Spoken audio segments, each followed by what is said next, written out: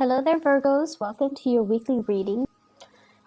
First of all, when I was shuffling the spread, what I had for you was I see this woman. She's wearing this Victorian dress. She looks like almost like a governess. You know, somebody that takes care of the household, takes care of the kids, and keep the mansion, the estate running. She looks she's I believe she's a mother, but she looks more like a governess. Like she's a little bit cold, a little bit distant. And she has her kind of finger wagging like she's scolding somebody. And then on the ground, you see this little girl. She's probably like 5 years old. She's holding a doll. And there are two broken plates on the ground. And it seems like she was scolding at the little girl because the girl probably broke those plates from the image that I saw. And the girl is sad and she's kind of ashamed. And she did a little curtsy. She, bent down and kind of distracts the governess by spreading her dress and doing a little curtsy and then smiling. And the governess, it seems like her heart is melted, and then she stops yelling or she stops scolding. That's what it feels like to me. And so in alignment with this reading, I feel like the cards are corroborating the same theme. What I have here is the Page of Cups, and I feel like there is somebody in your life who's a little bit of a charmer, who's a little bit of an attention seeker. And I feel like, this is somebody that might have been very evasive when it comes to their responsibility. So it doesn't really matter how old they are. They could be a child, or they could be an adult acting like a child or behaving like a child. But they are a little bit of a charmer. Like they weasel their way out of situations by turning on the charm, turning on the waterworks. They know that they are cared for, and I feel like they tend to push boundaries a little bit, okay? So if you're dealing with children, you want to be a little bit careful when it comes to their behavior and how oftentimes they can turn on the charms or the waterwork to get out of getting a scolding or to avoid repercussions for their actions, or even, to kind of charm their way into people's hearts. Okay, so that's what I'm getting. For some of you, this could literally be a child. For others, it could be a relationship partner, and then for others, family members. I'm also sensing as well co-workers. I'm not sensing it strongly, but I feel like it could be a co-worker who is a little bit kind of like evasive when it comes to handling their responsibilities. So if this is somebody that you're dealing with in the work front, and I see this a lot for you guys, it's almost like energetically you guys are such workaholics and you guys are such good workers that oftentimes you are put alongside people who are slackers. And I feel like, there is a major karmic lesson here about them needing to learn from you. It's almost like you're setting the bar really high. You're setting the standards of integrity and work ethics. And they're supposed to learn a big karmic lesson from you about personal responsibility, personal obligation, stepping up when other people are not in the picture, or stepping up regardless of who's looking. It's almost like we do what we need to do because it is a part of our responsibility. So whether or not the boss is watching, we still need to work. Whether or not we feel like it, if there's some group, some people that are dependent on us, we need to step up. Okay, so it's almost like you can charm, you can turn on the waterwork. The work is not going away, so we need to handle responsibilities because it is our obligation to the place of employment. It's also because other people are depending on us to do our due diligence and to, take care of responsibility. So they're supposed to learn these karmic lessons about, self-sufficiency, about as well. Understanding that they need to hold up their end of the bargain. And a lot of the times, from what you're supposed to be learning from them as well, is to learn to ease up a little bit, is to learn to, delegate responsibilities, and also to learn to set boundaries so that responsibilities are not dumped upon you, because these are opportunistic types of people.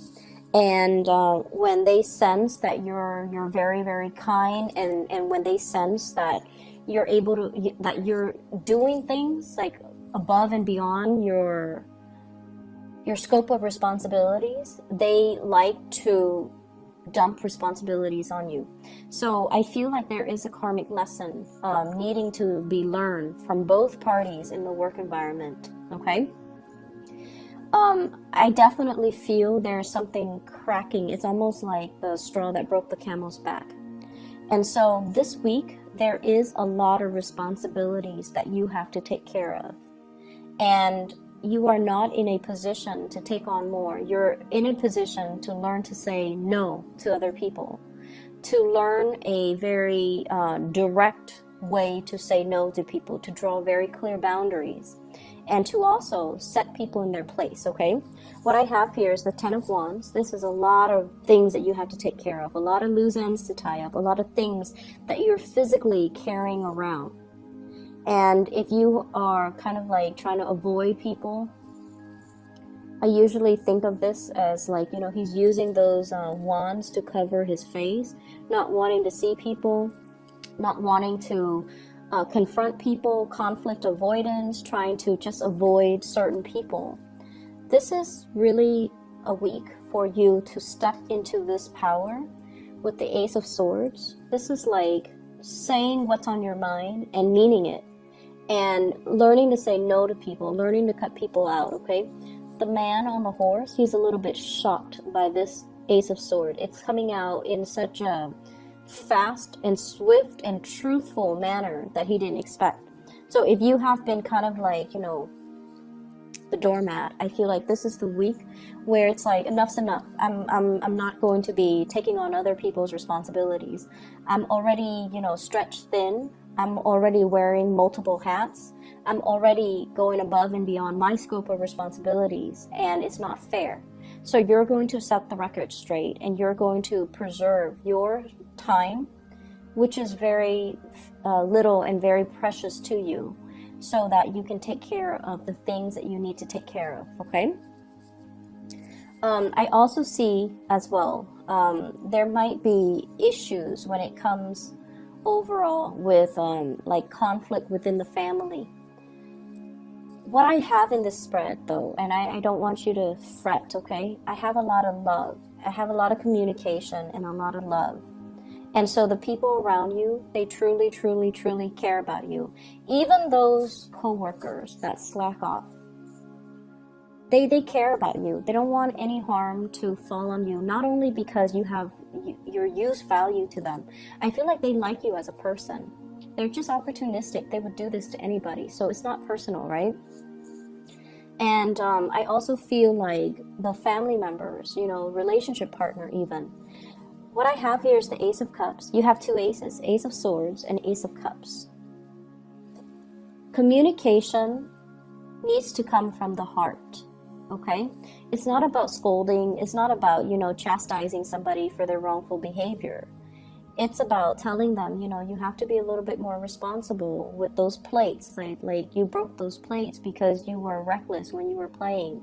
So being a little bit more delicate and gentle and toning down the communication when you're interacting with people that you love, and especially if you're interacting with people, it's almost like the delivery, the tone, the attitude matters a lot, and you want to be cognizant of that. Because what I feel in this spread is there's a lot of love involved, but maybe the delivery of a message needs to be changed, needs to be softened up, needs to be thought out a little bit better, okay?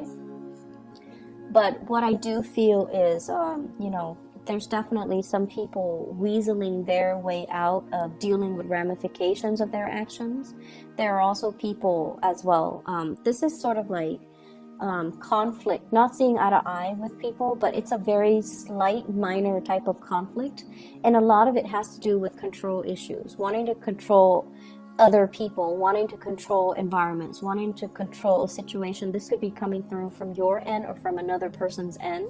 But there's an element of control and wanting to have like a, it's like my way or the highway, you know. It's almost like, it's not so much about the broken plates, because, you know, the image that I saw was a child. Children are going to be children.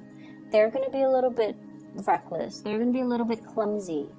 And so after everything is said and done, the plates are already broken, the child's already ashamed, and so they don't need, you know, that further reprimand, I guess. Okay, so gauging the situation and picking your battles and knowing when to get involved and when to kind of withdraw. Okay, so that's what I'm sensing here.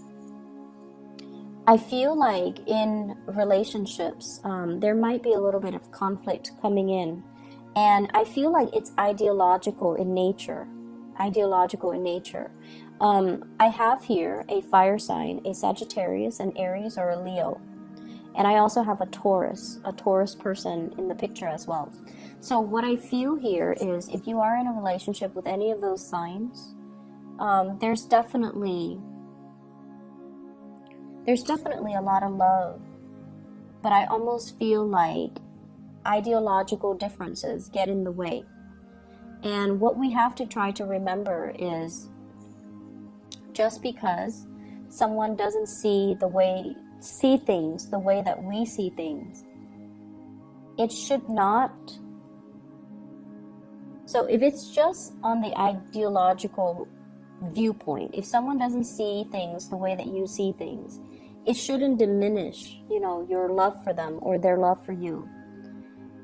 If someone rejects your idea, they're rejecting your idea. They're not rejecting you. If someone doesn't do what you ask them to do, it has nothing to do with you. It has everything to do with them and where they're at and the way they see a situation.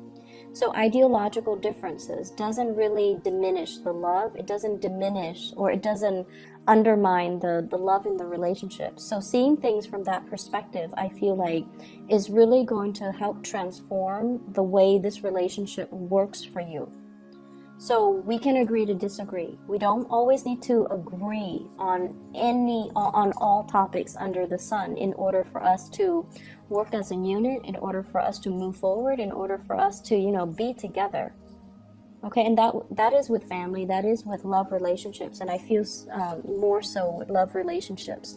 So I almost feel like there is a major separation between your work life and your personal life, which is probably a good thing, but I almost feel like you have double standards when it comes to what you tolerate from people who are really close to you versus the really bad behaviors that you tolerate from people in your work environment. And I mean, you know, we do have to do what we need to do in order to survive. So we know that work pays the bills, and so when we come to work, we have to behave in a different manner. But I almost feel like this set of double standards, okay?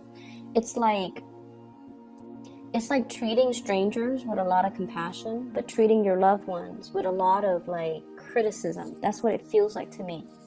Because I have, with this Ace of Swords is on top and the Ace of Cups is on the bottom. It's like being harsh with certain people and then extending love to other people.